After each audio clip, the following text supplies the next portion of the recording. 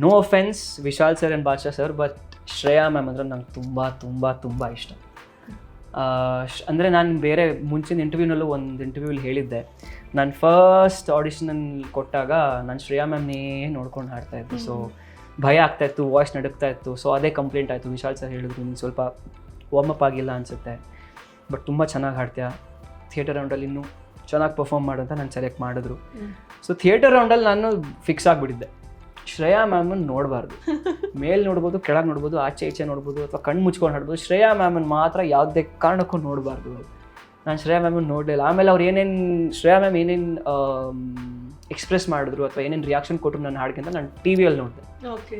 ನಾನು ಹಾಡ್ತಿದ್ರೆ ಅವ್ರು ಕಿರ್ಚಾಡ್ತಾ ಇದ್ದಾರೆ, ಶ್ರೀನಿಧಿ ಅಂತ ಫುಲ್ ಕಣ್ಣು ಇಷ್ಟು ಬಿಟ್ಕೊಂಡು ಎದ್ದು ನಿಂತ್ಕೊಂಡು ಚಪ್ಪಾಳೆ ತಟ್ಟು. ನಾನು ಅವ್ರನ್ನ ನೋಡ್ತಾನೂ ಇಲ್ಲ.